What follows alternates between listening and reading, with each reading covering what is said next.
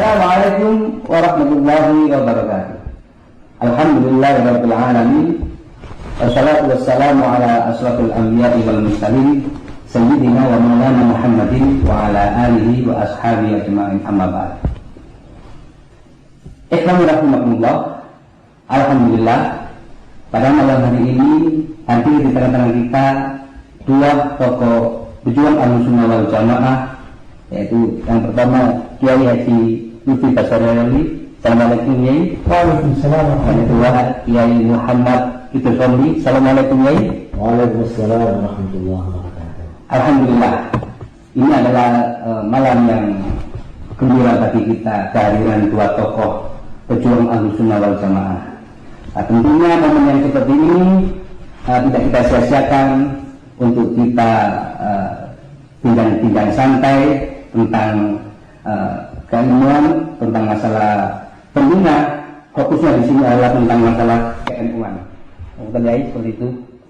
Ada beberapa pertanyaan yang sering kita dengarkan dari tentunya sekarang, karena zamannya zaman medsos, dari netizen itu tentang NU ini. Di antara yang saya rangkum ialah yang pertama, tujuan pendirian NU ini apa? Untuk yang pertama saya ajukan kepada Kiai Lutfi Basarali. Bapak boleh. Pertanyaannya tentang tujuan didirikan NU zaman dahulu kala. Yang saya tahu sebelum NU lahir itu ada istilah satu kelompok di Makkah Mukarramah yang menamakan Komite Hijaz. Kemudian Komite Hijaz ini berjuang untuk menyelamatkan akidah Ahlussunnah wal Jamaah yang terkait dengan masalah Wahabi, ya. Yang mana kita tahu bahwasanya di Saudi Arabia, khususnya di Najd itu ada satu kelompok yang di sana menjadi sumber berdirinya atau timbulnya aliran atau sekte Wahabi. Begitulah, ceritanya panjang, saya tidak akan berbicara tentang Komite Hijaz, ya. Tapi intinya dari Komite Hijaz itu yang di situ atau komite itu satu badan gitu ya, badan atau dewan gitu ya, yaitu para ulama berkumpul untuk menyampaikan aspirasi bahwasanya di Indonesia khususnya itu berakibatkan Ahlussunnah wal Jamaah, atau mungkin lebih mudah dikatakan pengikut mazhab Asy'ari dan Maturidi dalam bidang akidah. Kalau fikihnya juga kita tahu kita mengikuti mazhab Syafi'i kan begitu ya. Kemudian di dalam tasawuf juga mengikuti Imam Junaid al-Baghdadi, yaitu tasawuf yang berbingkai syariat. Intinya begitu. Kemudian tokoh-tokoh Komite Hijaz ini pulang, yang namanya juga begini yang begitu ya. Pulang di Indonesia. Nah, di Indonesia ini mereka mendirikan perkumpulan atau ormas namanya Nahdlatul Ulama, itu ya. Apa itu Nahdlatul Ulama? Yaitu kebangkitan ulama dalam artian untuk membentengi umat atau warga Nahdliyin, ya waktu itu belum namanya NU ya, tapi warga Ahlussunnah wal Jamaah agar akidahnya ini tidak keluar. Kenapa? Ya karena mereka kan sering di kalangan umat Islam itu pergi haji, umroh, kan begitu ya. Yang sebagian dari mereka juga ada satu dua yang terpeleset lah mengikuti aliran Wahabi gitu ya. Maka dibentuklah secara ringkas adanya Nahdlatul Ulama, Jam'iyah Nahdlatul Ulama atau organisasi NU. Jadi tujuan utama yang saya tahu yaitu membentengi akidah Ahlussunnah wal Jamaah yang ada di tengah masyarakat. Karena masyarakat Indonesia saat tersebut itu kan pengikut para wali songo, gitu ya. Yang wali songo itu ya akidahnya sebagaimana tadi saya sampaikan, gitu ya. Itu bagaimana agar lestari. Karena ada masukan-masukan, pemikiran-pemikiran. Lalu saya cermati yang saat itu getol, yaitu dari Wahabi sana kan begitu, dari Saudi. Itu terjun ke Indonesia atau datang juga ke Indonesia, maka para ulama Ahlussunnah wal Jamaah ini untuk memberikan ini, maka dibuatlah NU. organisasi NU. Tapi sebenarnya kalau menurut saya itu bukan sekedar menghadapi Wahabi saja ya. Karena zaman itu juga kan zaman kemerdekaan. Dan tokoh-tokoh kita ini kan juga mendapati zaman Belanda itu penjajahan, kayak Belanda maupun Jepang gitu ya. Yang mana Belanda itu membawa akidah atau ajaran yang lain, yaitu orang-orang Nasrani yang begitu, tokoh-tokoh Nasrani yang dari Belanda. Dan di Belanda itu juga mereka ada yang berpikiran liberal atau bebas gitu ya. Itu orang-orang orientalis seperti Slobodko, Van der Plas yang gitu. Ini juga tokoh-tokoh kita, ulama-ulama kita nggak mau apa yang dibangun oleh para Wali Songo, yaitu Islam yang ada di Jawa atau di Indonesia ini berubah. Itu menjadi sekuler, menjadi liberal, nggak mau mereka. Maka dibentuklah yang namanya organisasi Nahdlatul Ulama. Karena itu peran dari tokoh-tokoh NU saat tersebut di samping ingin melestarikan ajaran para pejuang yang menyebabkan Islam pertama kali di Indonesia, sekelas para Wali Songo ya, dan juga ulama-ulama terdahulu. Karena ada yang lebih tua dari Wali Songo itu ada. Tapi akidahnya sama itu dengan Wali Songo kan itu. Itu diutamakan untuk tetap lestari ajaran Wali Songo. Tapi di sisi lain, karena kan kemerdekaan itu perlu direbut oleh bangsa Indonesia. Sedangkan orang-orang Belanda yang 350 tahun menjaga Indonesia dengan agama yang dibawanya Nasrani, tentu juga tidak mungkin dibiarkan oleh para ulama kalau rakyat Indonesia yang Muslim itu kemudian pindah agama, maka dibatasi juga. Gitu. Tapi kalau menurut saya inti dari didirikan Nahdlatul Ulama itu untuk menjaga akidah umat Islam agar tetap menjadi berakidahkan Ahlussunnah wal Jamaah ya. Kalau fikih khusus untuk warga Indonesia ini yang mengikuti mazhab Syafi'i, itu bukan berarti menolak tiga mazhab yang lain seperti Hanafi, Maliki, Hambali tapi ulama yang dulu menyebarkan Islam di Indonesia kebetulan bermazhab Syafi'i. Karena itu kitab-kitab sejak zaman dahulu kala ya, yang dibawa diajarkan adalah mazhab Syafi'i begitu. Ya mas, kita warga NU atau ulama-ulama NU itu melestarikan ajaran itu. Nah kalau mazhab Syafi'i, tentu banyak murid-murid dari para ulama itu yang memang ada ya. Bahkan di Mekah pun itu banyak ulama-ulama kita, orang-orang Indonesia yang tetap bisa menjadi ulama-ulama di Saudi, di Mekah khususnya Al-Haramain, itu banyak orang kita. Akidahnya apa ya? Akidahnya secara ini Asy'ari Maturidi. Terus tanya mazhabnya itu apa? Rata-rata tokoh-tokoh Indonesia jadi ulama di mana? Di Mekah saat itu bermazhab Syafi'i. Dan ini kita pengikut dari tarekat, pengikut dari tasawuf ya. Karena orang Wahabi itu anti tasawuf. Tapi kalau orang kita NU kan enggak, karena pengikut Ahlussunnah wal Jamaah. Hanya saja tokoh-tokoh kita, sesepuh kita, para pendiri NU zaman dahulu kala, yang tadi saya katakan mereka juga tidak lepas dari anggota komite Hijaz. Nah itu kalau bertasawuf adalah tasawuf yang tidak keluar dari ajaran syariah. Kemudian pertanyaan kedua saya lanjutkan ke Yai terus. Masih berhubungan dengan tujuan daripada pendiri NU Nahdlatul Ulama ini. Terkait tadi disebutkan oleh Yai bahwasannya awal berdirinya Nahdlatul Ulama ini adalah untuk mengadang gerakan daripada Wahabi. Kemudian pernah saya ini membaca sedikit Yai di kitab Risalah Ahlussunnah wal Jamaah, kitabnya Syekh Hasyim Asy'ari.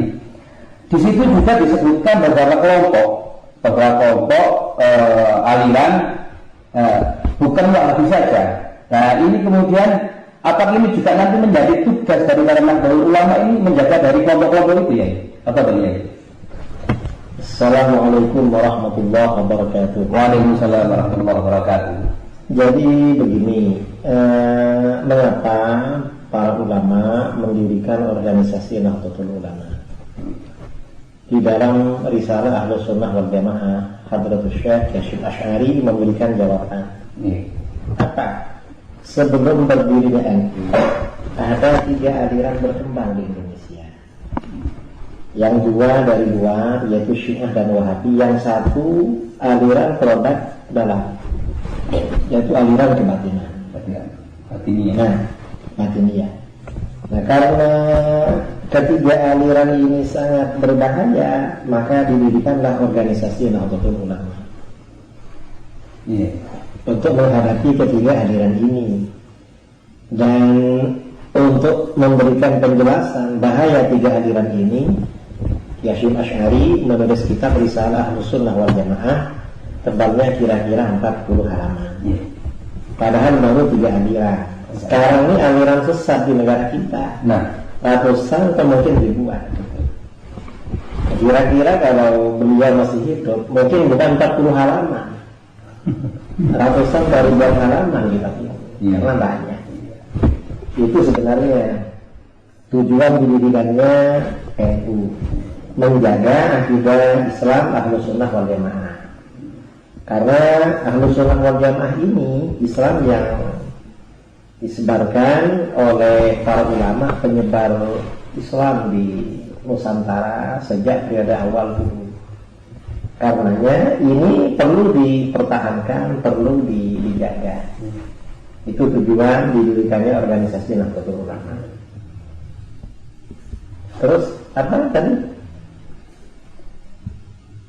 Apakah kemudian yang dijaga hanya 3 ini saja kalau yang utama itu hanya Wahabi saja itu, sedangkan di hari ini tidak ada seperti itu. Jadi setiap apapun yang membahayakan terhadap akidah umat, tugas para ulama harus menjelaskan. Jadi memang banyak ya saudara-saudara kita dari para kiai, para asatidz fokus pada Wahabi. Mengapa? Karena memang kita akui di antara aliran-aliran yang ada, yang penyebarannya paling banyak, hampir seluruh titik di Indonesia itu Wahabi. Agresif. Kemudian Syiah, ada juga yang fokus pada Syiah ada. Kemudian ada yang fokus pada HTI. Sebenarnya semuanya harus fokus, harus apa? Harus ditangani semua, ditangani. Karena seperti dikatakan oleh Al-Imam Az-Zubair bin Abdus Salam, kata beliau, Allah nazzala al-alimu ala qaumin tafashsha fihim az-zina fatakallama alaihim bihurmatir riba faqad khana Allah wa rasulah. Apabila seorang alim singgah pada suatu kaum, di kalangan kaum itu merebak perzinahan, lalu orang alim ini berceramah, berbicara tentang keharaman riba, tidak membicarakan problem yang memang dihadapi kaum. Ini berarti orang alim ini berkhianat kepada Allah dan Rasulnya. Karenanya memang tugas para kiai, para ulama, para asatidz, problem apapun yang ada di tengah-tengah umat itu harus dijelaskan. Apakah itu Wahabi, ataukah itu Syiah, atau HTI, kebatinan, terutama liberal. Nah, sekarang ini sebagian kawan-kawan kita ada yang enggan berbicara tentang Syiah dan liberal. Mengapa enggan berbicara? Ya karena banyak orang-orang di struktural NU terpengaruh liberal dan sebagian terpengaruh Syiah. Akhirnya sebagian orang yang biasa berceramah gak berani, dan itu salah. Mestinya dibicarakan karena itu berkhianat kepada Allah dan Rasulnya. Seperti dikatakan oleh Imam Az-Zubair bin Abdus Salam. Harus.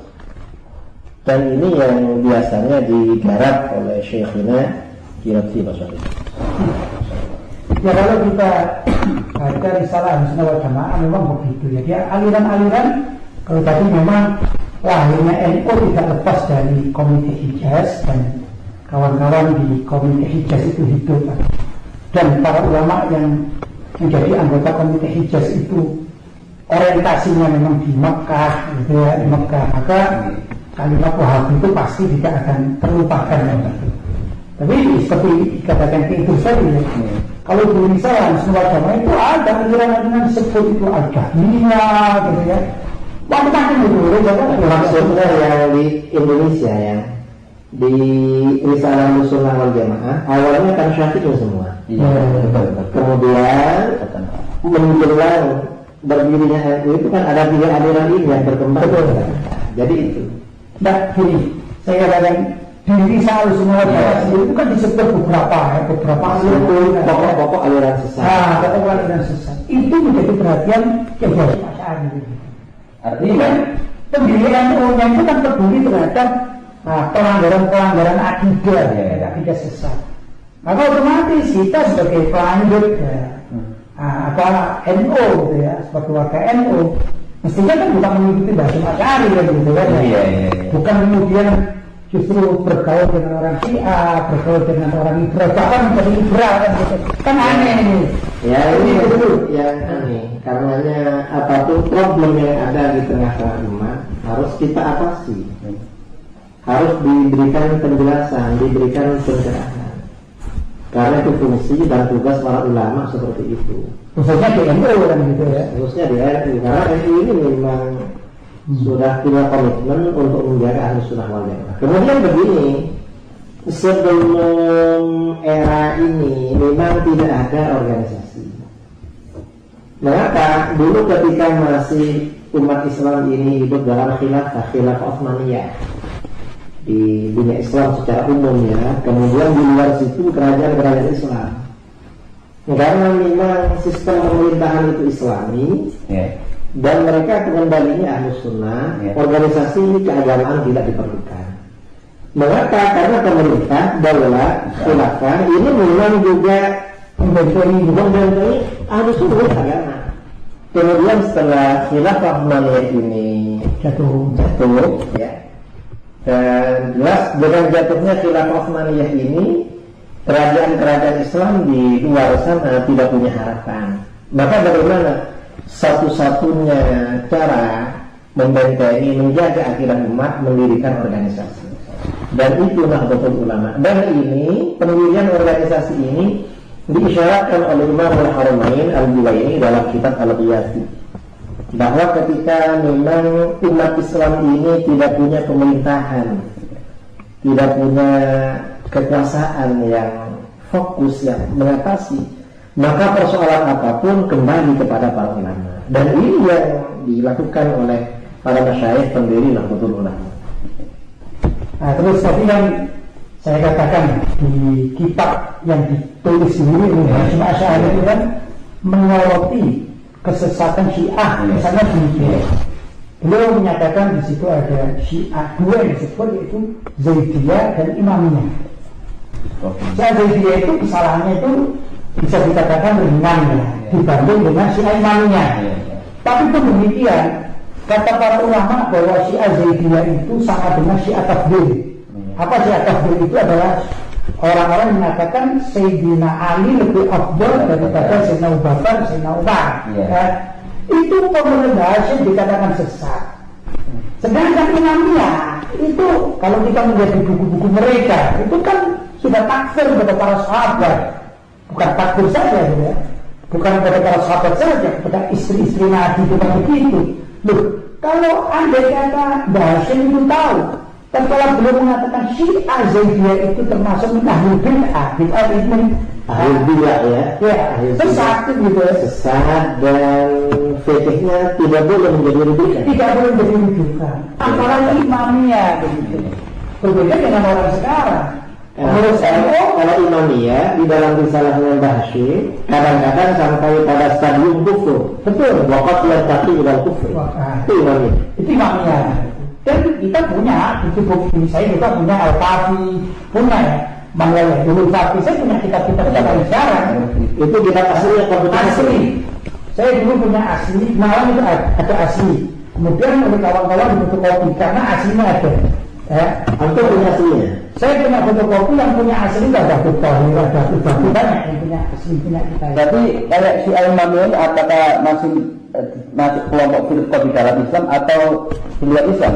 Lepas dari itu saya katakan begini, bahwa kesesatan Syiah Imamiyah itu ya memang berbeda-beda tingkatannya. Bagaimana Al-Sunnah memandangnya bagaimana? Mbah Hashim mengatakan itu adalah yang tadi dalam bukti. Bisa kadang-kadang dalam apa namanya? Dalam kesatuan mereka. Ya. Itu yang namanya statistik berarti ya, untuk per personnya begitu melihatnya begitu ya. Apa? Bukan person. Jadi begini ya. Iya ya. Kalau secara umum, Iya. itu termasuk fiqh Islam. Secara umum. Secara Ya. Kemudian kalau misalnya karena di dalam Syiah, di dalam akidah Syiah ini terjadi hulu. Iya. Hulu itu artinya ekstrim, berlebih-lebihan. Kadang-kadang hulu ini membawa mereka pada kufur. Kalau sudah terjerumus pada kufur, berarti sudah bukan Islam. Iya. Seperti yang diterangkan di Idrus itu ada buku namanya Illa Ali.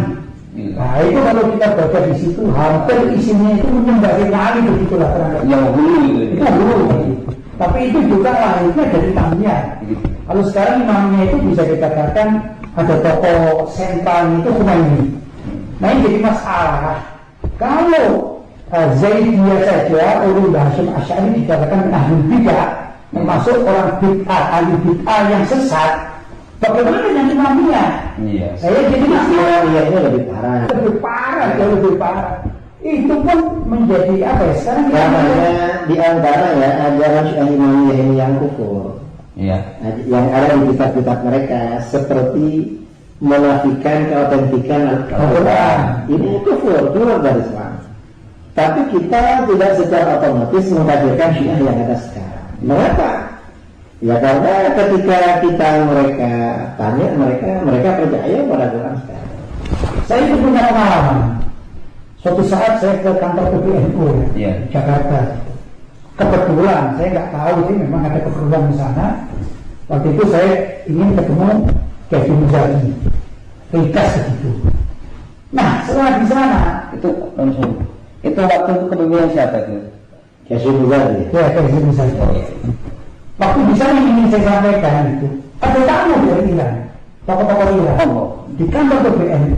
Artinya kalau Mbah Hashim Asy'ari itu gitu ya, alergi atau anti terhadap Syiah, bahkan Syiah yang ringan seperti Zaidiyah.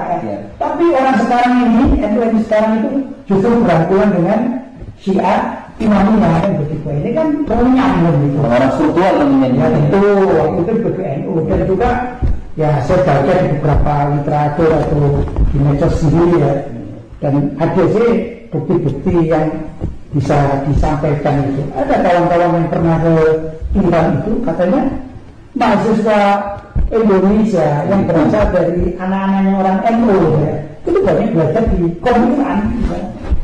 Itu kan ya rawan ya, sehingga rawan untuk terpengaruh kan begitu. Ini ya misalnya kita menyorotnya, kenapa kok tidak mengikuti akidah yang diajarkan oleh Mbah Hashim Asy'ari gitu ya, bahwa kita tidak boleh lah meringankan suatu masalah termasuk dalam pergaulan. Mbah Hashim Asy'ari saja mengatakan jangan bergaul dengan orang-orang Syiah, jangan ambil literatur dari orang-orang Syiah. Tapi kenapa orang sekarang tidak demikian begitu? Ini juga gampang sekali juga dia. Syiah ini memang sangat riskan. Iya. Dan bahayanya mereka itu juga mempunyai konsep kajian itu yang kemudian kita dengan keadaan awal maka terangkan ini sulit ketika mereka sudah menggunakan kajian, maka kita sulit ini si ayat karena kalau kita melihat Wahabi hanya dengan baju semacam mereka tidak tahu ya, walaupun kita nggak boleh, tapi kan sudah kelihatan. Tapi kalau Syiah kita melakukan atau itu maulid, mereka mengklaim maulid dari mereka seperti itu ya. Cuma ada begini, ada suatu hari ini yang di framing entah dari kelompok mana itu. Ketika kemudian ada ulama-ulama NU itu yang kemudian meluruskan perjuangan Mbah Hashim Asy'ari untuk meluruskan akidah, tiba-tiba di framing kiai-kiai ini, ulama-ulama katakan ini kiai-kiai yang ekstrim, kiai-kiai yang radikal, ini berbau Wahabi. Ketika katakanlah satu figur tokoh memperjuangkan syariat Islam dari tokoh NU, ya kan? Kemudian dikatakan bahwa ini rasa Wahabi, dikatakan Aswabi. Terus ini apa tuh? Ini terus bagaimana? Saya kira itu namanya perang propaganda atau pembunuhan karakter. Pembunuhan karakter.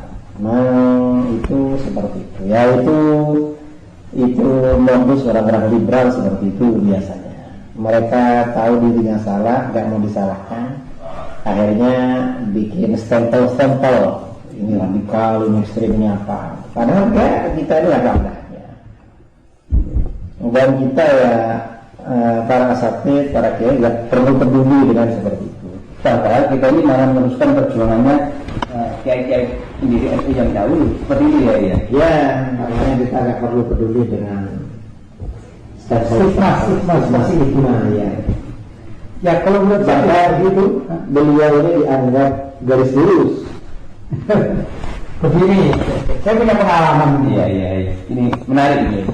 Jadi tatkala saya ini tidak sepakat dengan beberapa pendapat Gus Dur waktu itu. Iya. Karena Gus Dur pernah membela Syiah, menurut saya itu menyatakan NU adalah Syiah kultural. Sedangkan saya mempelajari karya Mbah Hasyim Asy'ari bahwa warga NU tidak boleh berafiliasi dengan orang-orang Syiah seperti yang kita sampaikan.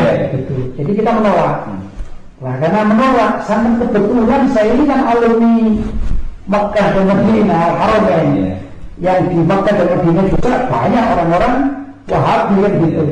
Maka orang-orang yang tidak sepakat dengan saya atas penolakan saya dengan masalah Syiah yang disampaikan oleh Gus Dur, dikatakan NU adalah Syiah kultural, maka saya dikatakan wah ini rasa Wahabi. Memang orang itu tapi rasa Wahabi. Yang aneh sekali gitu, kami di Mekah, guru saya Buya Sayyid Muhammad bin Ali Al-Maliki itu perangnya sama Wahabi.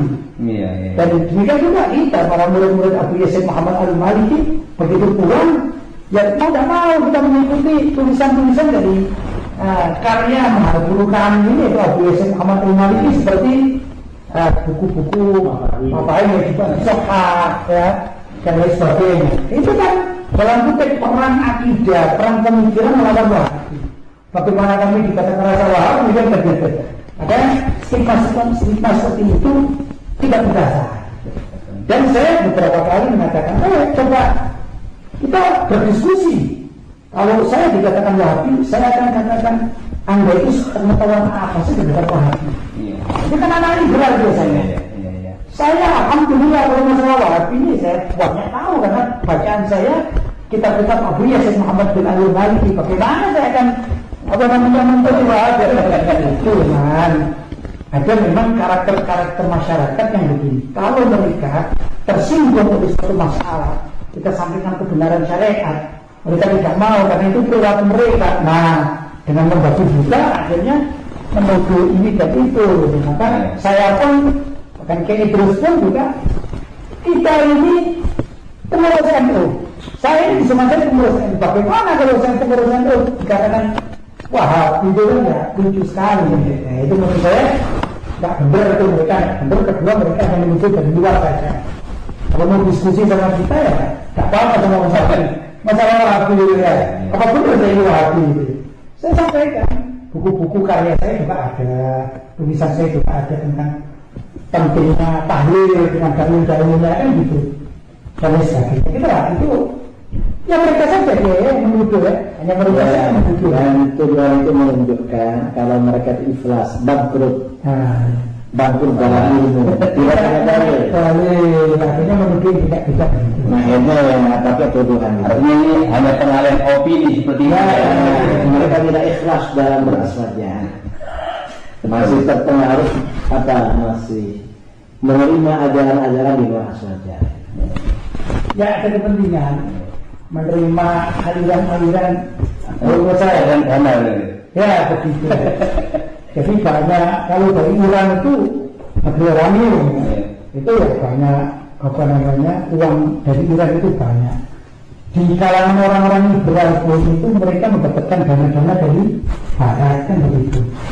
Jadi tidak kurang lebih. Akhirnya menuduh yang enggak kan itu.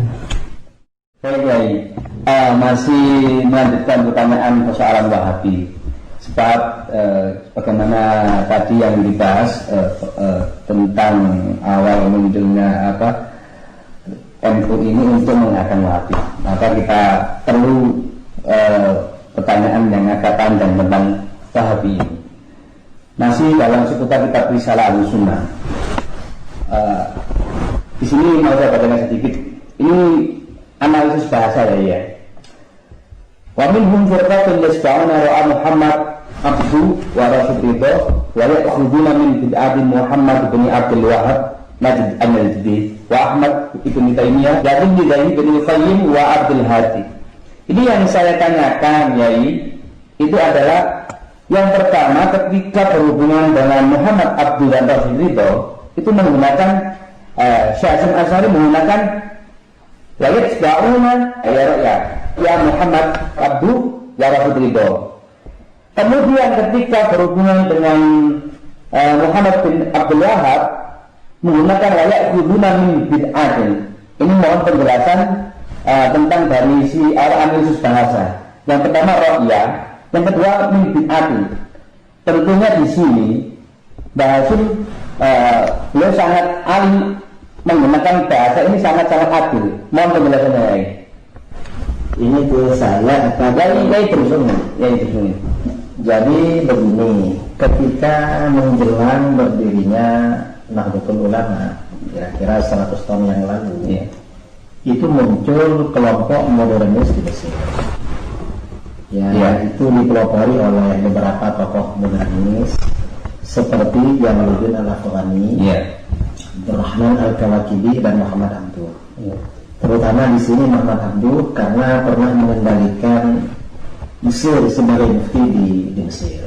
Nah, Muhammad Abduh ini memang punya pandangan-pandangan yang aneh dan berpengaruh terhadap murid-muridnya. Dari Muhammad Abduh ini akhirnya murid-muridnya itu pecah menjadi dua kelompok. Ada yang arahnya ke sekuler atau liberal, seperti Ali Abdul Razik, siapa Qasim Amin dan sebagainya. Ada yang arahnya ke Wahabi seperti Rashid Ridho. Jadi memang lahir dari pemikiran Syekh Muhammad Abduh ini dua aliran pemikiran.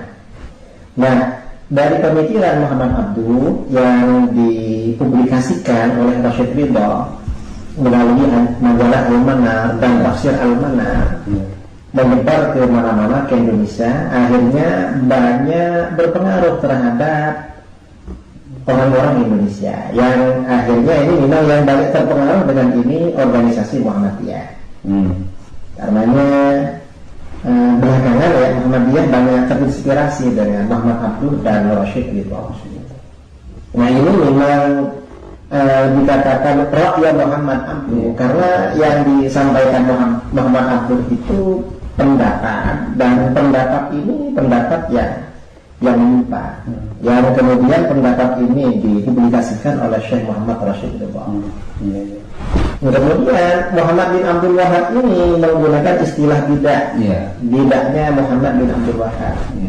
Karena Muhammad bin Abdul Wahhab ini lebih parah lagi, lebih radikal, lebih ekstrim daripada Muhammad Abduh.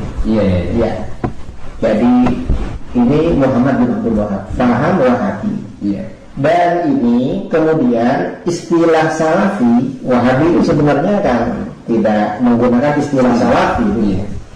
Istilah Salafi ini akhirnya pertama kali yang menggunakan istilah Salafi itu kelompoknya Muhammad Abduh.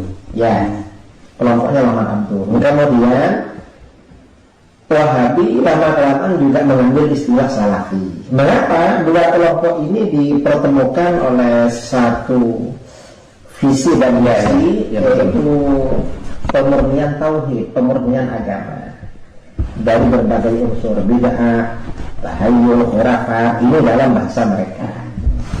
Ini walaupun pemurnian seperti ini tidak diakui oleh Islam.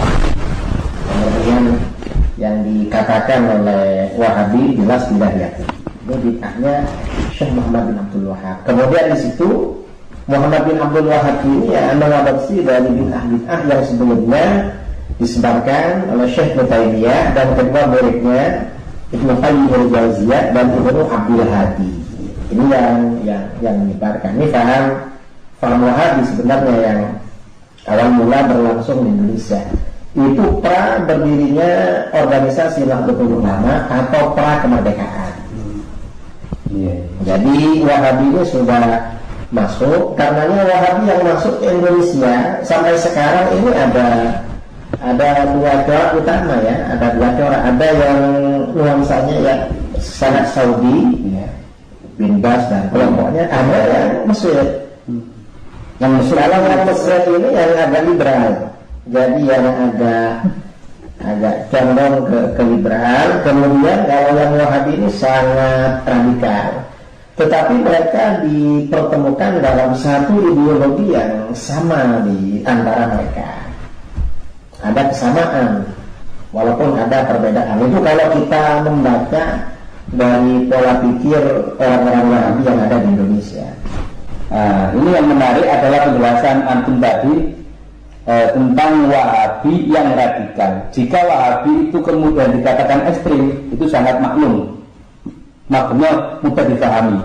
Tapi tadi antum menjelaskan bahwasanya Wahabi itu jadi radikal liberal. Ini unik. Satu sisi mereka ingin memurnikan akidah dengan alih-alih memurnikan akidah, akhirnya semua dipangkas oleh gerakan mereka. Tapi kemudian mereka masuk ke liberal. Ini tidak di mana antara liberal dari mana? Bisa dijelaskan ini? Jadi misalnya Syekh Muhammad Abdul, Rashid Ridha ya. Iya. Rashid Ridha ini yang anti tawassul, anti istighatsah, anti bid'ah hasanah dan semacamnya. Di satu sisi. Di sisi lain, Syekh Rashid Ridha ini banyak mengingkari perkara-perkara gaib yang terdapat di dalam Al-Quran dan hadis.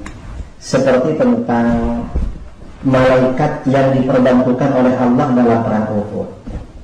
Ini kata Syekh Rashid Ridha mengutip dari gurunya Muhammad Abdul, itu bukan malaikat, tetapi itu semangat.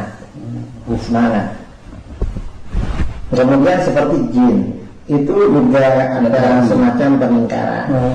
Dan Syekh Rashid Ridha ini, kalau kita membaca perkembangan ilmu hadis di adab modern, di mana ada kelompok-kelompok yang terjerumus dalam ingkarus sunnah, pengingkaran terhadap hadis-hadis.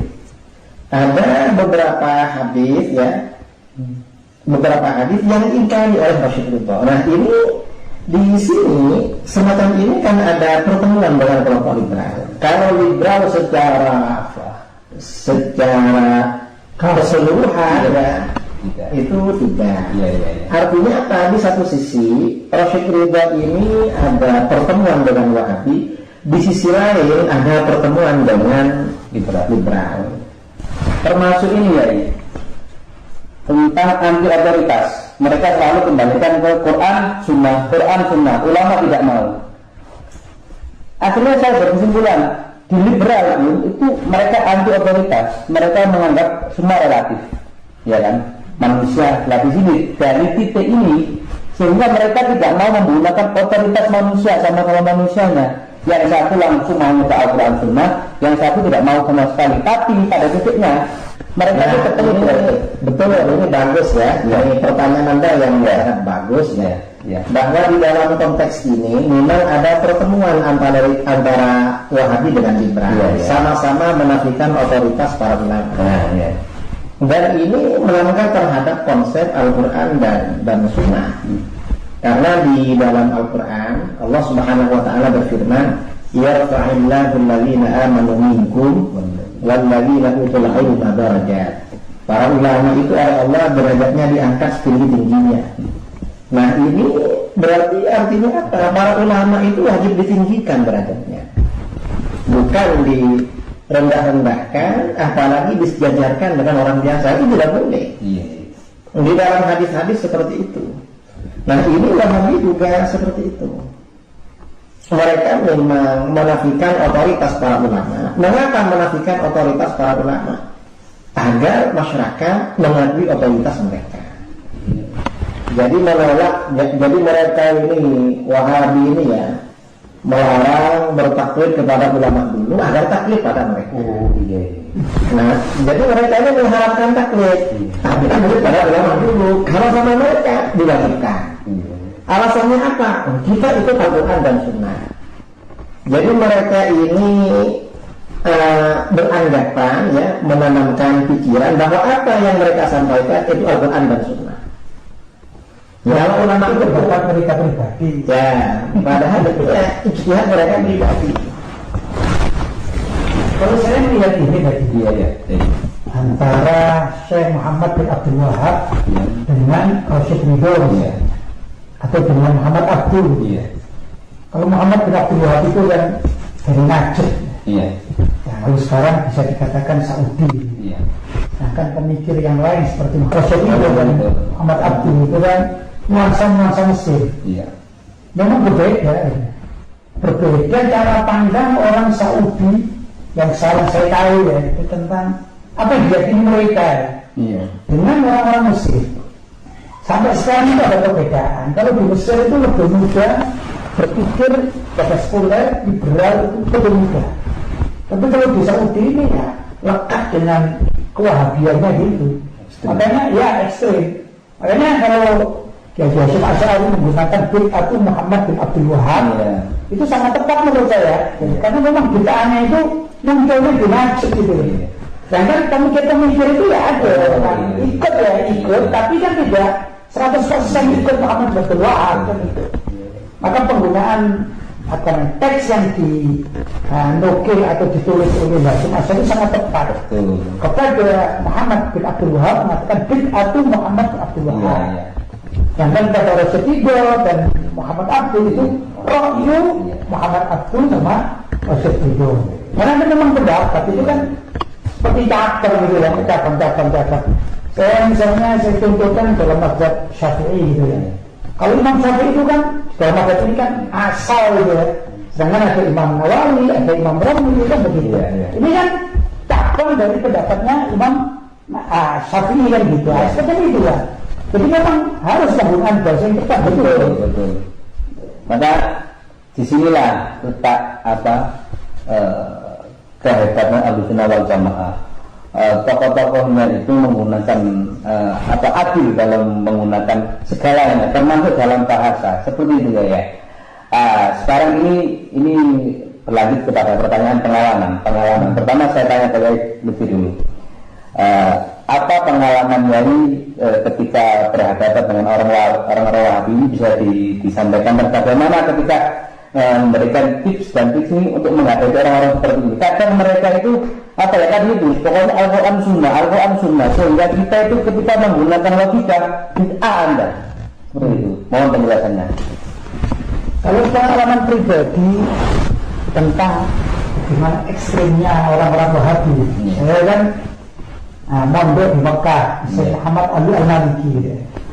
Maka kami pernah pesantren kami ini diobok-obok gitu ya, kalau zaman sekarang gitu ya, dimasuki oleh intel-intel Wahabi gitu. Saya sempat itu lari sembunyi di kamar mandi, tak kunci gitu. Ya, karena kan itu kelompok kita ini dikatakan kelompok ahli bid'ah menurut mereka yang harus diberangus. Sedangkan pemerintahan Saudi di zaman saya di sana, itu saya di sana kan 1983 sampai 1991. Di antara itu Wahabi kuat dalam pemerintahan Saudi. Tapi figur guru saya Abu Yazid Muhammad bin Al-Maliki, masuk orang Mekah yang benar-benar fenomenal kan gitu, itu juga mempunyai pengaruh yang sangat besar, sangat luas. Saya bicara Saudi ya, di kalangan orang-orang Saudi, sehingga menjadi kiblat. Nah, orang-orang tokoh-tokoh Wahabi itu berlindung pada pemerintahan Saudi saat tersebut. Jadi ini kalau bisa dikatakan pemerintahan dengan swasta gitu ya. Perbedaannya gitu. Yang swasta itu Abu Yazid Muhammad Al-Maliki, ya guru kita gitu. Itu sangat terasa sekali gitu, bahwa tuduhan-tuduhan terhadap ulama-ulama kita karena nggak berdasar. Jadi kalau sudah diadu dalil mereka kalah gitu. Orang-orang Wahabi itu kalah. Tapi mereka menggunakan kekuasaan. Ini sangat ekstrim sekaligus dengan melalui fisik ya, kekuasaan. Itu kalau Wahabi bisa masuk di dunia pemerintahan atau pejabat-pejabat. Begitu. Kalau pribadi saya terkait dengan Wahabi debat itu, saya di medsos zaman masa-masa dunia Facebook dan sebagainya, saya cermati begini, orang Wahabi itu pinter ngeles, gitu. Jadi sukanya ngeles. Jadi kalau misalnya ada dua pendapat ya, pertama dia menyatakan A gitu ya, minta dalil, kita beri A, dalilnya A, maka dia akan ngeles mencari dalilnya B. Kalau kita kasih dalil B, dia akan mencari dalil C. Pokoknya gimana caranya nggak sama-sama kita gitu. Padahal misalnya sudah jelas ya. Kalau saya contohkan misalnya gini, antara gula dengan garam, siapapun akan mengatakan bahwa gula itu rasanya manis, garam rasanya asin. Kalau misalnya suatu saat ini kita berdebat dengan Wahabi, ternyata dia salah dan menyampaikan, dia mengatakan kita ini makan garam rasanya manis. Sudah, akhirnya kita cek segala macam, juga apa mendapat tokoh-tokoh misalnya dalam dunia ini sampai profesor pun juga seluruh dunia mengatakan garam itu asin. Kan salah mereka kan? Kalau kita kasih dalilnya gula dalilnya garam itu asin ini, sedangkan gula itu manis. Itu mengatakan, tidak gitu, maksud saya gula bukan gula yang itu, bukan yang teman punya, tapi gula bikinan saya sendiri, gitu. Kan repot kita ini kan. Jadi pinter ngelesnya ini. Jadi yang saya tahu begitu. Makanya kita, kalau saya pada akhir-akhir ini, sebenarnya kita sampaikan aja kebenarannya. Mau kita dikata-katakan oleh orang-orang Wahabi bahwa dalil dari kita ini lemah atau juga palsu gitu ya. Mereka juga definisikan palsu dengan lemah itu juga berbeda dengan kita. Standarnya berbeda. Ya yang mana kita, ya kita sampaikan aja kepada masyarakat kebenaran. Sehingga masyarakat itu menilai yang benar memang demikian. Kita mengeluarkan hadis atau kita mengeluarkan ayat-ayat Al-Quran tentang amalan-amalan kita. Misalnya contoh sekarang kan mendekati bulan Maulid ini. Diingkari apapun, kita sudah punya dasar tentang bolehnya Maulid Nabi kan gitu. Dengan pemahaman kita, bukan dengan pemahaman Wahabi. Kita menggunakan ayat Al-Quran loh. Seperti kalau Abu Sayyid Muhammad bin Ali Malik itu selalu menyebut ayat Qul bifadlillahi wa birahmatihi fabidzalika falyafrahu, kan gitu. Qul bifadlillah, katakanlah dengan keutamaan kedermawan dari Allah ya, wa birahmatihi, dan rahmat dari Allah kan gitu. Fabidzalika, dengan hal itu falyafrahu, hendaklah kalian bergembira, bersenang-senang kan gitu. Wa mulfarah kan gitu. Nah, ayat yang lain, wa ma arsalnaka illa rahmatan lil alamin, tidaklah aku utus engkau Nabi Muhammad kecuali rahmat bagi seluruh alam semesta.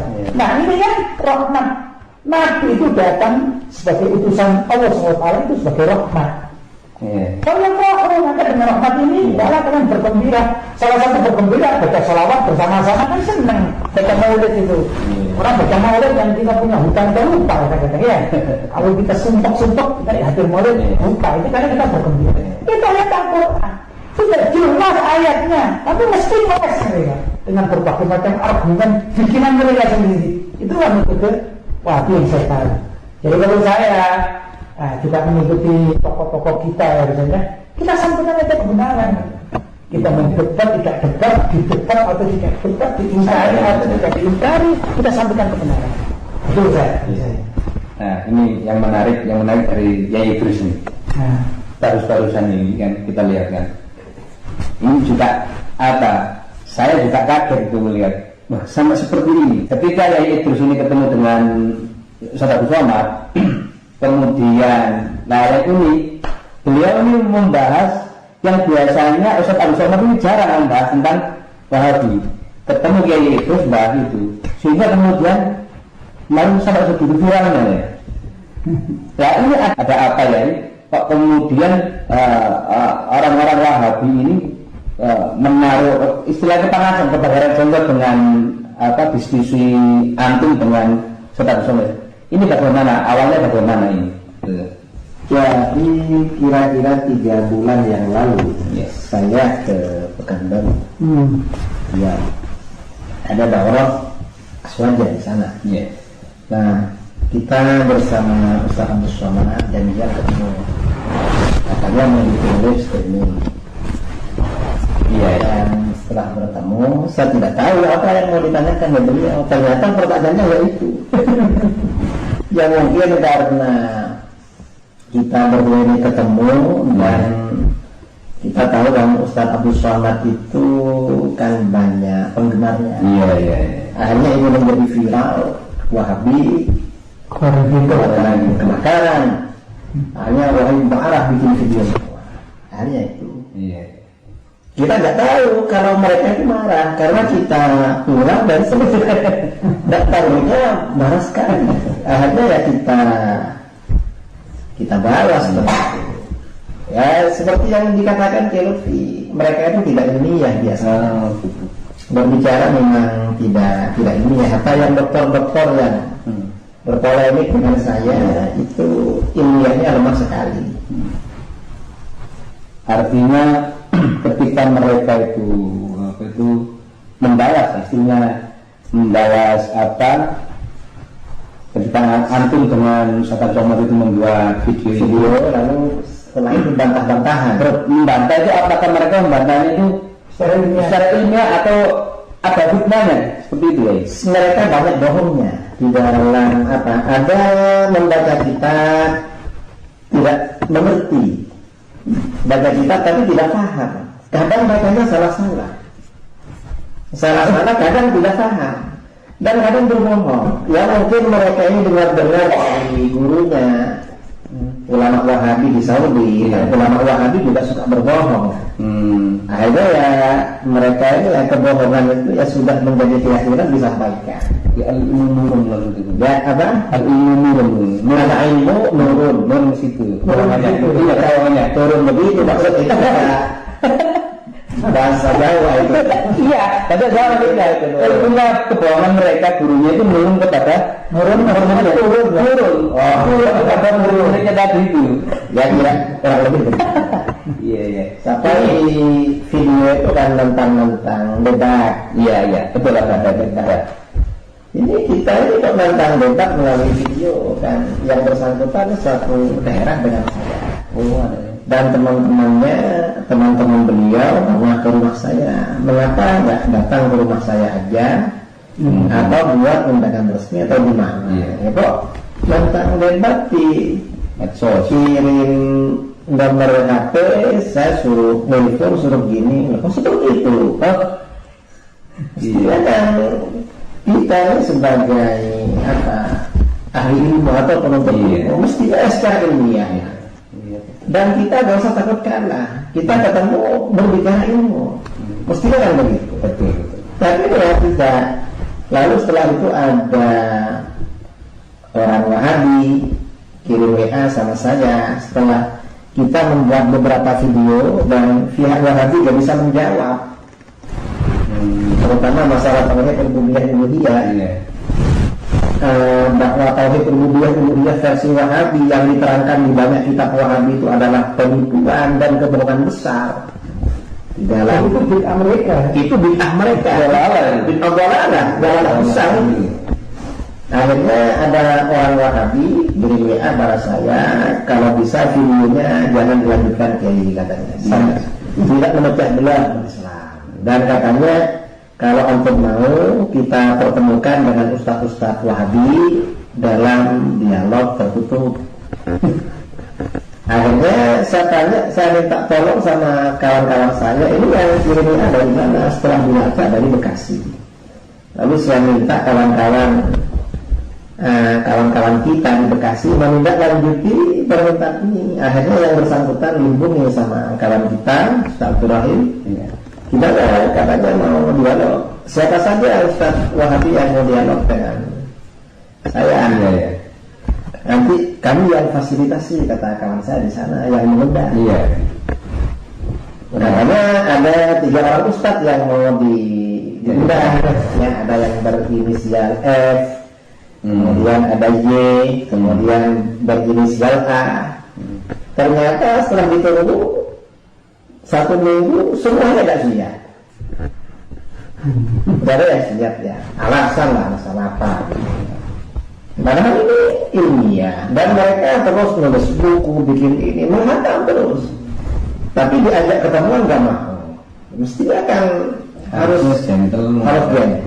Dan kita bikin acara dialog yang hormat begitu. Kalau saya mencermati begini sebenarnya. Kalau dalil, dia punya dalil. Cuma kaku dalam penerapan dalil itu. Jadi misalnya kalau kita harus wal jamaah, itu kalau ada 2 hadis misalnya, yang tampaknya 2 hadis ini kontradiksi, itu kan ada namanya tariqatul jawab. Gimana dalam menafikan, dikompromikan antara dalil yang satu dengan dalil yang 2. Karena kadang-kadang suatu dalil yang tampaknya kontradiksi itu karena ada faktor waktu misalnya.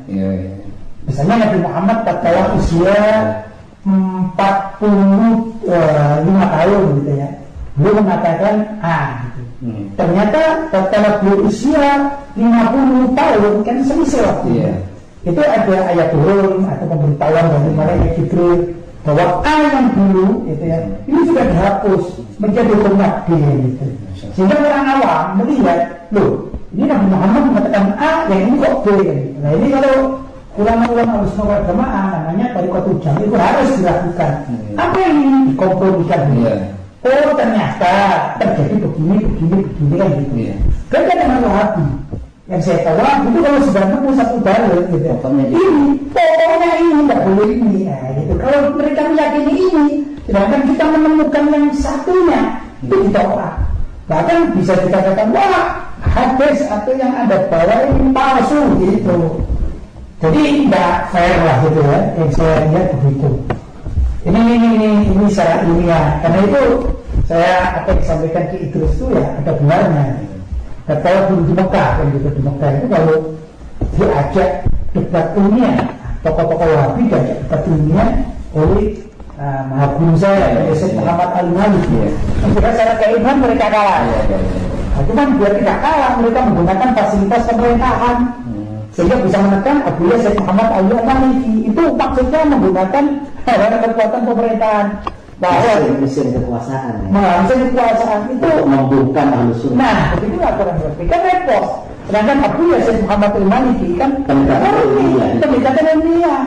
Yang itu diikuti ya oleh kita Ahlussunnah wal Jamaah. Memang tariqah semacam demikian itu sudah ya ratusan tahun terdahulu kan begitu.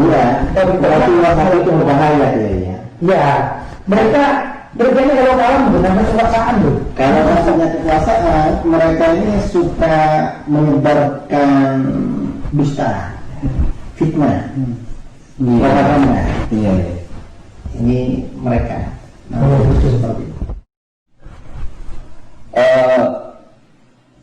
Jika tidak dari sini, maka ketika tadi itu terang opini ya mereka karena kata yang disampaikan oleh Yai Idrus bahwasanya karena mereka itu bangkrut, artinya ketika mereka itu tidak bisa menyampaikan argumentasi ilmiahnya menghadapi apa itu argumen dari kita, kemudian kita diserang dengan opini-opini yang fitnah, menyudutkan fitnah itu. Fitnah untuk menyudutkan. Kalau mulai di sini, padahal kita ini menyampaikan adalah yang disampaikan tentang syariat.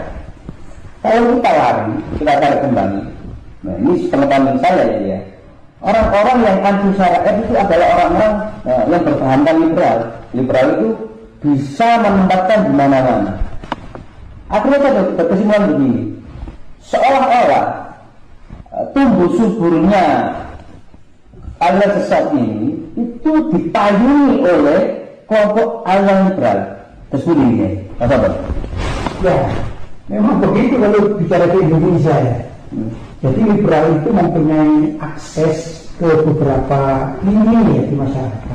Yang jadi masalah kita di NU dan saya dan kita semua warga NU ini sepi. Kenapa?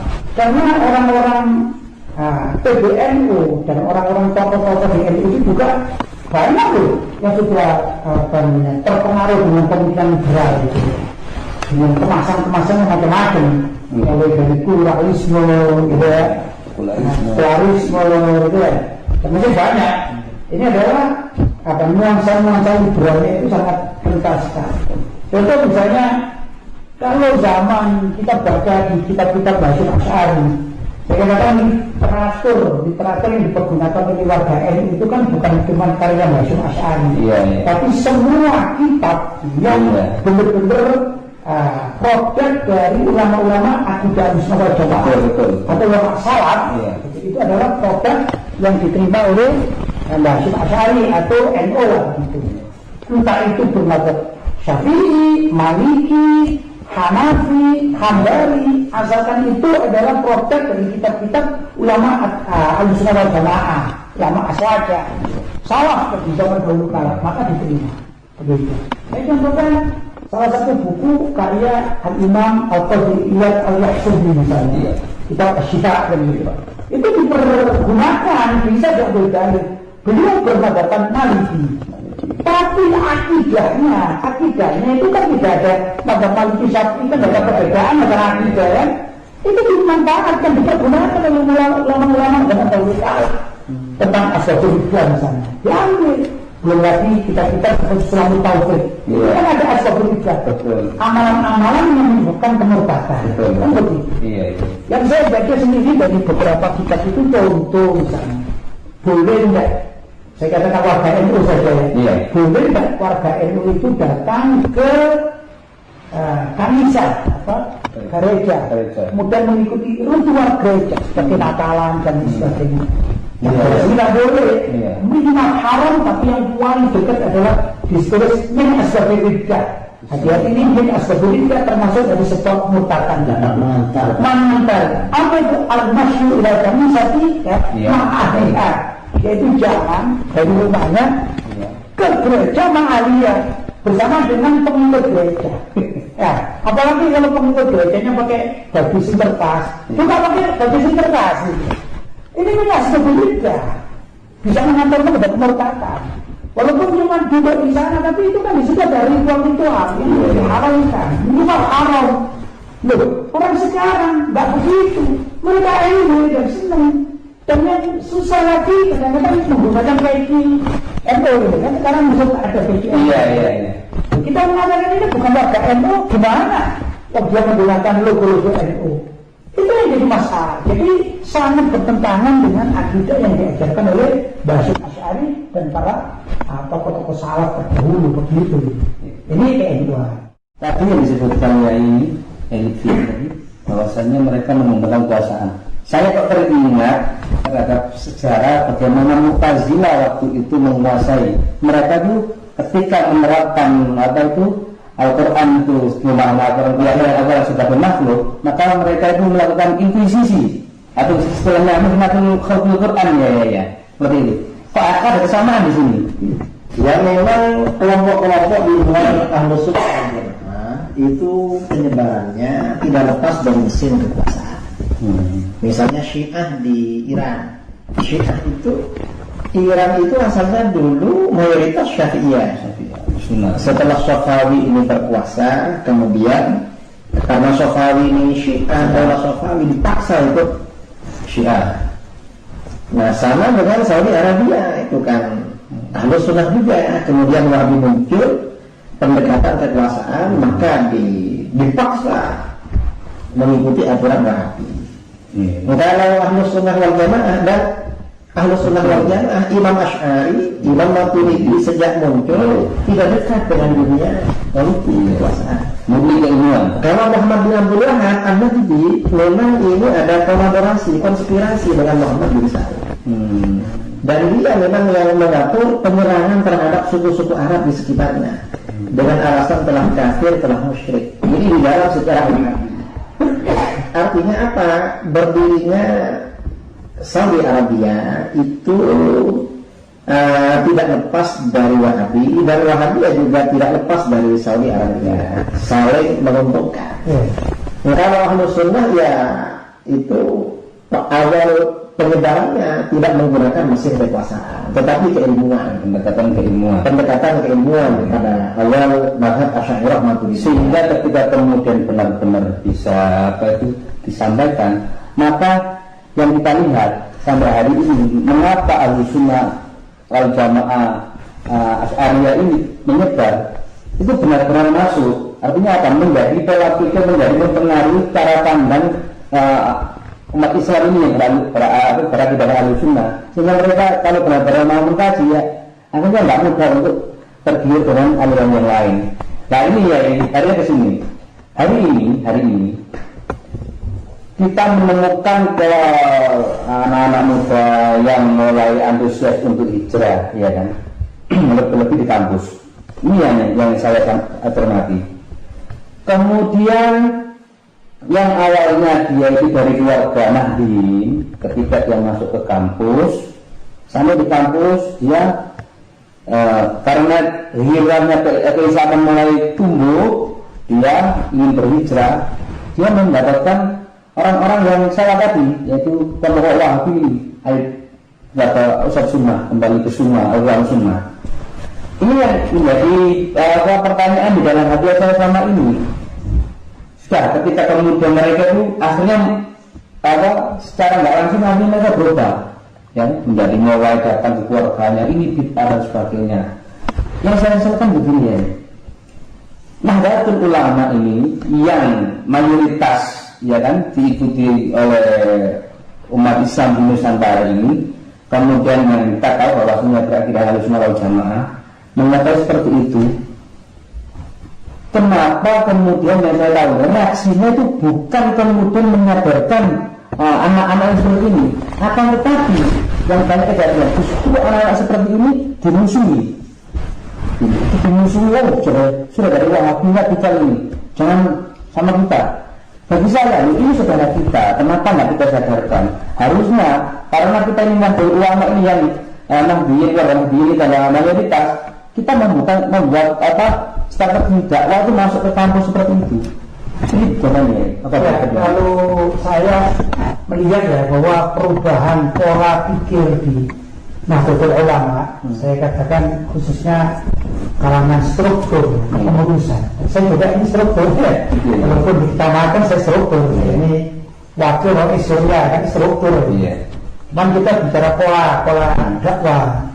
Kalau sekarang ini mungkin beberapa tahun terakhir itu terkontaminasi dengan pemikiran politik nasional, sehingga untuk berbicara masalah akidah itu jarang sekali, bahkan minim di kalangan NU ini.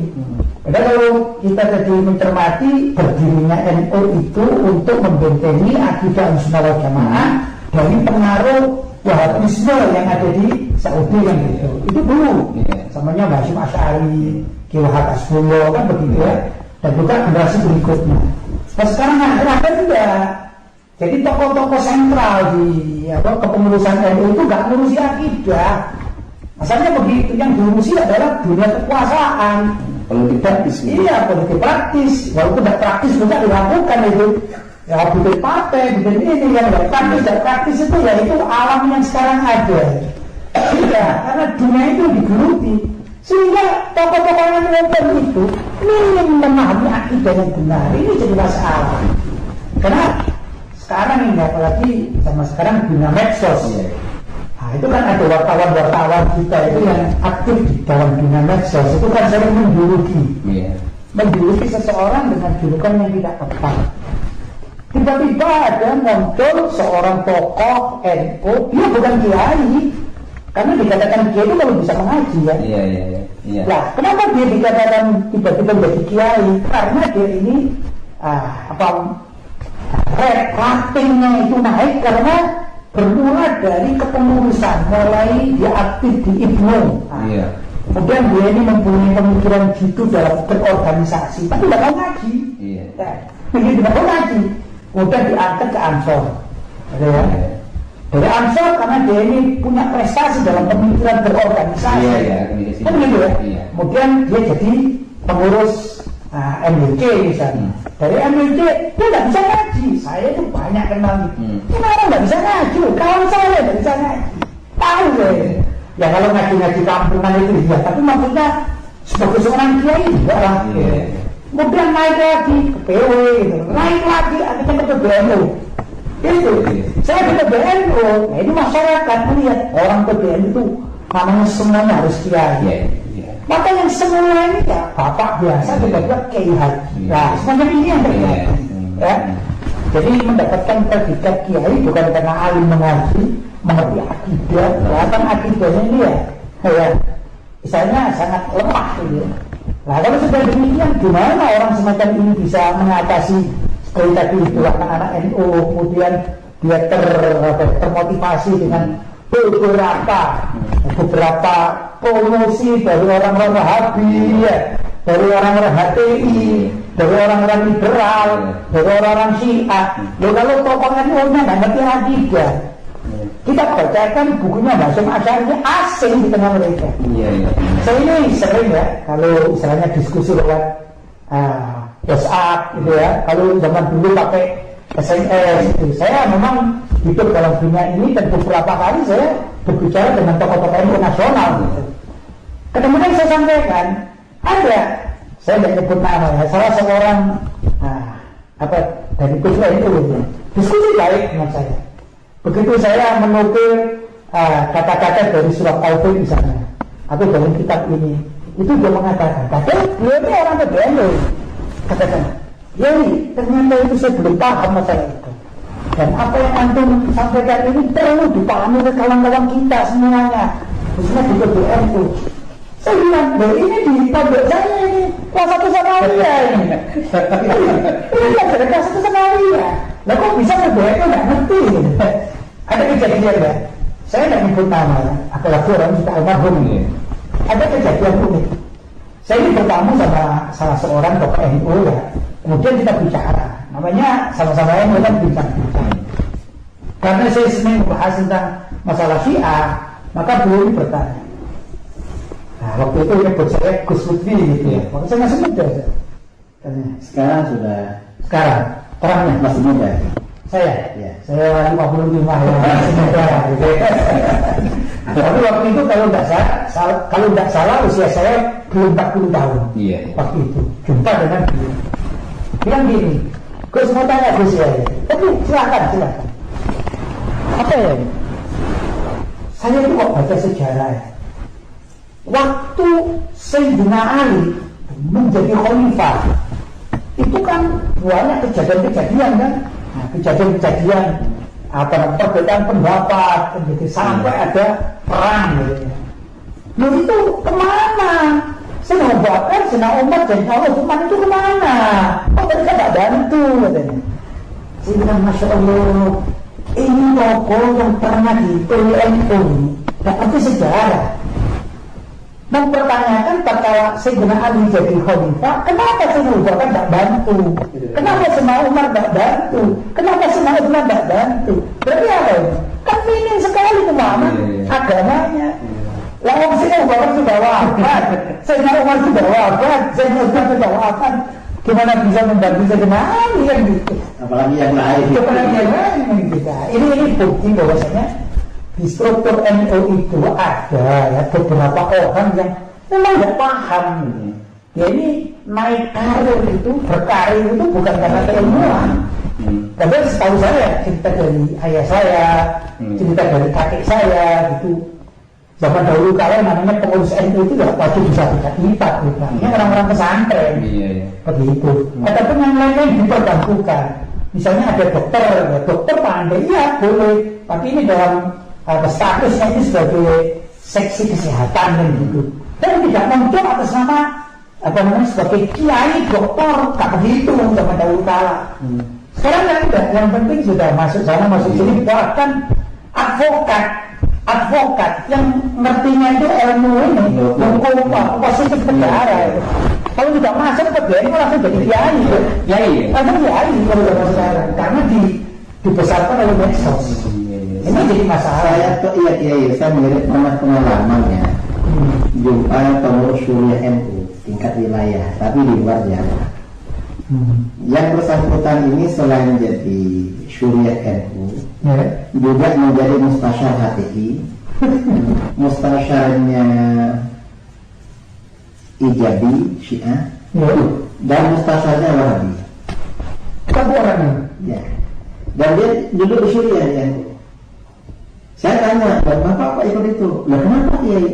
Lah itu kan beda dengan NU. Masa beda? Saya tahu dia, saya kira sama kan sama-sama Islam. Dan orang lainnya minum. Ya bukan cuma minim, yang bersangkutan ini dokter. Cuma dia khairin baik. Kalau ada apa-apa suka bantu. HTI mendirikan organisasi dia. Lalu akhirnya jadi ngurus semua. Semua ini, semua organisasi yang ideologinya berbeda-beda. Itu ada yang seperti itu. Ya terjadi, memang seperti itu lah yang terjadi. Makanya kalau diharapkan, kenapa NU zaman sekarang itu juga mengajak bagi adik-adik kita yang di kampus itu. Ya karena pengurusnya mempunyai nawaka atau kemampuan untuk mengajak. Apalagi zaman sekarang ini yang namanya NU itu kalau dijual dalam dunia politik laku keras. NU itu kan gemuk ya, ibarat wanita yang lemah gemuk ya kan gitu ya, yang dilirik dari mana-mana, apalagi dunia politik. Itu yang jadi hebat. Bahkan kalau sudah masuk dunia politik, kadang-kadang ilmunya hilang, ilmu kitabnya itu bisa hilang. Itu yang terjadi begitu. Yang dulu halal jadi halal, gitu kan? Karena dunia politik itu hebat gitu.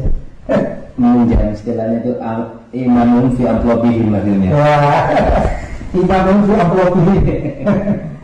Nah, atau ini kemudian dari segi struktural itu seperti itu karena mereka itu ya karena minat pengetahuan dan fokusnya itu orientasinya ke politik. Ada lagi itu seperti ini ya, mereka itu kemudian yang berpikiran itu sudah terkontaminasi pemikiran-pemikiran liberal sehingga apa yang mereka orientasikan bukan hanya seperti itu, tapi ini lebih kan mulai ada perubahan menggeser nilai-nilai perjuangan Nahdliyin, lalu ulama ya termasuk menekan syariat Islam ya ini mereka sudah bukan itu lagi, bahkan ada yang menentang. Nah ini mohon penjelasannya ya. Orang-orang atau oknum-oknum yang di dalam ini kemudian seperti ini bagaimana pendekatannya? Ya datang tokoh Nahdliyin ulama bagaimana? Maksudnya yang struktural, yang lurus bagaimana? Ya kalau kita ya ingin mengembalikan jati diri NU itu sesuai dengan ajaran Hasyim Asy'ari sebagai kotak dasar NU ya.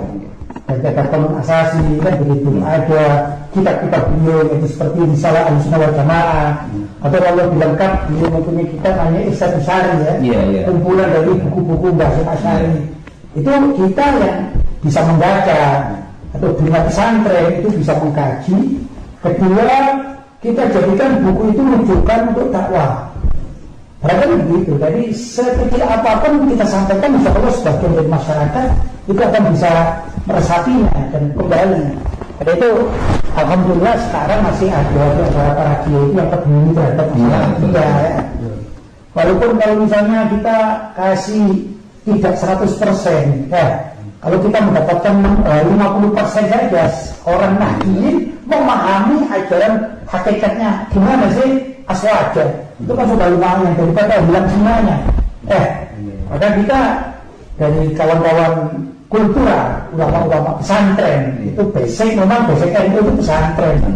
Itulah yang menurut saya berkewajiban mengajak adik-adik kita kan gitu ya. Kalau mereka tidak ditangani oleh struktur NU, kepengurusan NU ya, kita artinya masyarakat yang masih peduli tentang akidah warga NU ini, kita berusaha untuk menyelamatkan mereka, memperkenalkan. Kalau misalnya bicara Wahabi, apa sih perbedaan Wahabi dengan NU? Tapi bukan NU-nya yang sekuler atau liberal ini bukan, tapi NU-nya Hasyim Asy'ari. Begitu caranya, kita sampaikan saja sampai masyarakat tahu lah apa sih beda NU zaman dahulu kala dengan yang sekarang ini, struktural itu apa. Kepentingan itu berbeda. Kalau menurut saya, kalau kepentingan Hasyim Asy'ari ini adalah dan kawan-kawan beliau ini adalah benar-benar murni ingin menjaga akidah warga umat Islam Indonesia. Karena umat Islam Indonesia itu yang asli adalah lebih dikatakan Sunni, Sunni madhabnya dalam fikih Syafi'i. Saya bisa merekomendasikan demikian karena Wali Songo itu yang diajarkan adalah madhab ini Syafi'i, sedangkan akidahnya akidah Ahlussunnah wal Jamaah Sunni Syafi'i. Nah, gimana Sunni Syafi'i ini kan bisa ditambah dengan ilmu tasawuf, Sufi kan gitu ya. Tapi tasawuf ada dua yang saya tahu. Tasawuf yang tidak, atau yang keluar dari syariat itu nggak dipakai. Seperti contoh misalnya tasawuf yang pernah dianut oleh Siti Jenar. Nah itu kan dibawa sesat oleh para wali songo. Dan para wali songo itu tasawufnya adalah tasawuf yang berpikir syariat, yang dulu dilakoni oleh Imam Junaid Al-Baghdadi. Kan begitu. Nah ini yang perlu dilestarikan. Ataupun yang sudah terlanjur gemar dengan dunia politik, atau juga yang liberal gitu ya, karena pemikiran-pemikirannya ini luar biasa. Saya sedih karena tatkala saya pribadi berangkat ke Makkah, ke pesantren Abu Yazid Muhammad bin Ali Al-Maliki, sebagian saudara-saudara saya dari putra-putra Kiai NU itu ada yang mendapatkan beasiswa, bisa pergi ke Boston, ke Australia, Chicago. Akhirnya mereka terbentuk pemikiran liberal. Begitu. Nah, kalau mereka itu berpikir liberal, kemudian ada sesuatu yang menarik bagi orang awam, karena dunia pesantren memberikan warna yang lama ini sebut saja warnanya putih. Tiba-tiba ada orang dari alumni Australia misalnya ya, atau alumni Chicago, anaknya dia ini membawa warna misalnya ungu gitu ya. Nah orang masyarakat mengatakan kok jadi kayak ini, coba sih aku melihat yang warna ungu, padahal warna ungunya ini liberal. Tidak ada memang dalam kitab-kitab akidah Ahlussunnah wal Jamaah, apalagi dalam kitab-kitab yang dikaji oleh tokoh-tokoh NU zaman dahulu kala nggak ada. Kenapa? Karena yang dibawa oleh anak-anak liberal ini kan dunia pemikiran barat, yang bisa dikatakan pemikiran orientalis. Nah, seperti yang dulu kalau di zaman Belanda ada Slobodul, ada Van der Plas. Itu berbeda dengan dunia pesantren. Masalahnya orang zaman sekarang itu tertarik dengan sesuatu yang berbeda. Nah yang berbeda ini dilakukan oleh anak-anak kiainya Kiai NU, pengurus NU, tapi kiainya liberal. Macam-macam kepentingannya. Pertama dia tidak mengerti ajaran syariat yang benar sesuai dengan apa yang diajarkan oleh ulama-ulama NU, termasuk oleh ayahnya sebagai Kiai NU gitu ya. Dia tidak paham, dia berangkat masih mentah. Akhirnya dia adopsi ilmu-ilmu dari barat lah, begitu. Mungkin jadilah pemikiran liberal. Yang jadi masalah kan di struktur NU ini ada yang berkepentingan, orang-orang liberal berkepentingan untuk merebut NU ini agar pemikiran liberalnya itu bisa memasyarakat. Begitu mas asalnya. Karena ya yang tokoh-tokoh pesantren kita tidak terima ya. Gimana dulu kita ini mengajarkan itu ilmu-ilmu seperti sebetulnya ilmu sulam maupun, atau kalau dalam segi akhlak misalnya buku taklim dan muta'alim. Nah ini sekarang dicari apa taklim muta'alim itu bukan zamannya sekarang. Kemudian apa ini bukan zamannya. Nah ini kan perusak apa ya, manhaj yang sudah diterapkan oleh para pendiri NU. Begitu.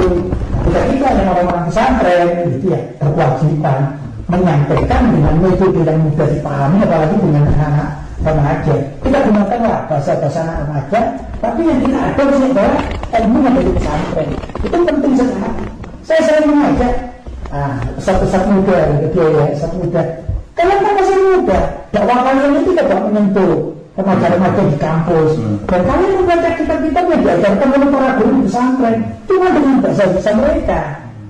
Yang masalah kan gini, misalnya Wahabi gitu ya, atau HTI atau yang lain-lain masuk ke dunia kampus dengan pemahaman mereka, tapi menggunakan bahasa-bahasa yang diminati oleh anak-anak kampus.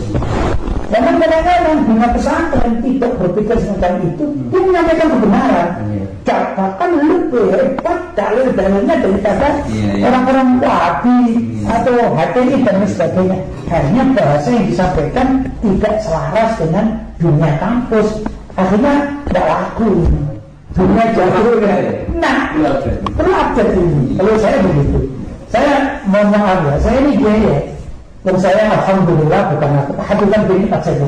Saya 8 tahun di Saudi, masa tidak bisa bahasa Arab kan gitu. 8 tahun di Saudi. Tapi saya kalau menulis artikel, tidak pernah saya pakai bahasa Arabnya, terjemahan saja. Bukan saya anti bahasa Arab, tidak. Maksud saya antara lain, ada tulisan saya yang saya kaji dari hadis Quran atau buka perkataan para ulama salaf itu bisa dinikmati atau dibaca oleh anak-anak kampus. Nah, mestinya demikianlah dunia pesantren mengemas diri dalam dunia dakwah. Bukan juga NU. NU kalau mau, ya, NU yang benar-benar masih lurus, ulama-ulama kiai kita. Mungkin kiai kita sudah sepuh, tapi kan punya anak murid. Maka anak muridnya itu yang berkewajiban untuk merangkai dawuh para kiainya untuk menjadi sebuah tulisan pemahaman yang mudah dipahami oleh awam termasuk dunia kampus. Saya kira begitu. Terima kasih. Ini yang terakhir pada dua kiai itu yang terus apa pesan-pesannya untuk kami yang muda-muda Nahdien ulama ini untuk tetap masih mengikuti tradisi dan masih tetap di garis Ahlussunnah wal Jamaah di zaman yang penuh fitnah ini. Tafadhol, yaitu Syawal. Jadi satu-satunya jalan di zaman yang penuh fitnah ini agar kita selamat dari pemikiran-pemikiran, aliran-aliran sesat penyimpang, ya kita harus terus belajar. Karena di dalam hadis riwayat Ibnu Majah, Rasulullah SAW bersabda, "Satakunu fitanun kaqita'ul lailil mudlim yumsir rajulun mu'minan wa yusbihu kafiran." Akan ada fitnah, akan terjadi fitnah-fitnah ujian-ujian seperti potongan-potongan malam yang gelap. Akibat fitnah itu orang yang sore hari beriman, besok pagi kafir. Nah, kalau terjadi seperti ini bagaimana? Ada yang selamat. Dalam hal itu dikatakan illa man ahyahu Allahu bil ilmi. Kecuali orang yang dihidupkan oleh Allah dengan ilmu. Artinya ilmu agama jangan kita tinggalkan. Kita harus terus belajar ilmu agama. Insyaallah kalau kita ini terus belajar, kita ada harapan, ada insyaallah selamat. Walaupun salah bisa kembali gitu ya. Bisa kembali ya, karena ya ilmu yang objektif begitu. Jangan ilmu yang ilmu, jangan syubhat. Kalau hari itu bilang ilmu tapi syubhat. Maka ketika diajak ketemu mereka nggak mau. Oh berarti nggak ada ilmu, syubhat ya kan? Kalau istilah pertama itu ilmu yang palsu itu. Nah itu kebohongan. Suatu ilmu baru bahasa kerennya. Ya, ilmu kebohongan tapi dibilang ilmu. Aliran-aliran sesat ya seperti itu. Itu menurut saya. Jadi memang perlu kita terus belajar. Jadi intinya adalah terus mencari ilmu, gitu ya. Ya, Dari sumber yang benar. Dari sumber yang benar. Dari sumber yang benar. Sumber yang lurus ya, Yang lurus. Dan garis lurus. Ihdinas siratal Jangan. Ya.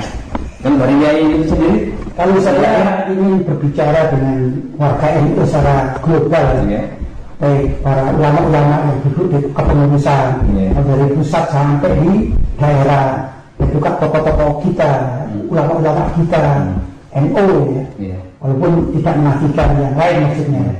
Tapi kan saya orang NU gitu. Mudah juga dengan masyarakat, warga NU yang dimana saja yang berada. Ayo kita kembalilah kepada ajaran Hasyim Asy'ari. Kalau itu dipegang, insya Allah NU ini selamat.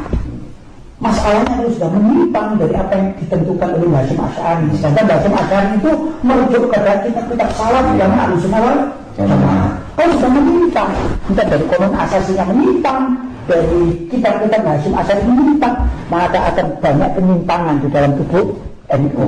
Nah ini kalau saya bicara NU, bagaimana tema atau judul yang kemarin, bagaimana judul yang tadi disampaikan tentang masalah diskusi ini yang salah NU, jadi saya bicara NU. Sedangkan kawan-kawan kita di organisasi lain yang tetap Ahlussunnah wal Jamaah itu banyak. Misalnya Nahdlatul Wathon itu kan bukan NU, NW kan itu juga Ahlussunnah wal Jamaah, kan gitu ya, Al-Wasliyah, masih banyak, Front Pembela Islam. Jadi lain ya, artinya Ahlussunnah wal Jamaah itu di Indonesia banyak, apa namanya, organisasinya. Cuma karena saya ini orang NU, saya pengurus NU, saya mengajak, ayo kepada NU kita kembali. Jujur, kalau ingin NU selamat di dunia apalagi di akhirat, ayo kembali pada ajaran Hasyim Asy'ari. Baik buku-buku mereka, baik lewat buku-buku Hasyim Asy'ari atau aturan lain yang belum dirubah, belum direvisi. Itu konon asasi NU dan aturan-aturan yang lain. Kalau yang direvisi itu masalah perekonomian direvisi saja, tapi jangan masalah lagi, direvisi. Ini jadi masalah ya. Nah itu, ayo jujurlah dalam ber-NU, ayo jujur. Dan kemudian berpikir sendiri, mengembangkan sendiri, akhirnya kebablas sampai jadi liberal, sampai jadi pengikut Syiah, atau juga terpogandul dan sebagainya, karena atas nama budaya, akhirnya terjerumus kepada kemusyrikan. Nah ini yang ditentang oleh Hasyim Asy'ari seperti itu.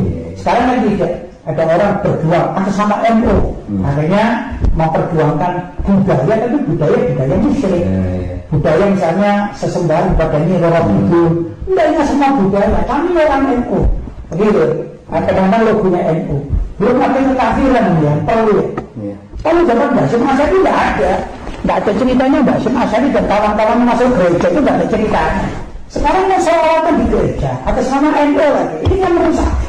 Kebablasan ini akhirnya produk liberal. Ini yang bahaya. Jadi kembali lagi, ayo warga NU kita kembali kepada basic yang semula yang diajarkan, digariskan oleh Hasyim Asy'ari dan para pendiri NU dan juga para ulama-ulama sepuh zaman dahulu. Itu saja. Boleh saya katakan dua closing statement ini, ya kalau dari Kiai Idrus bahwasannya terus untuk menimba ilmu, artinya dari ilmu yang benar, ilmu yang hak, ya kan. Kemudian dari Yai Lutfi Basori mengatakan bahasanya kembali kepada tradisi pemikiran daripada Hasyim Asy'ari. Artinya kalau dua digabungkan maka kembali mempelajari ilmu-ilmu yang tradisi dalam hadis yang disampaikan oleh Yai Hasyim Asy'ari. Baiklah, demikian para pemirsa sekalian, bincang kita pada malam hari ini dengan tema PNU-an. Mudah-mudahan bisa membawa manfaat dan barokah tersendiri bagi kita semua. Akhirul kalam dari kami, dari saya sendiri, jika ada salah kata saya mohon maaf yang sebesar-besarnya. Akhirul kalam, ihdinas siratal mustaqim. Wassalamualaikum warahmatullahi wabarakatuh. Waalaikumsalam warahmatullahi wabarakatuh.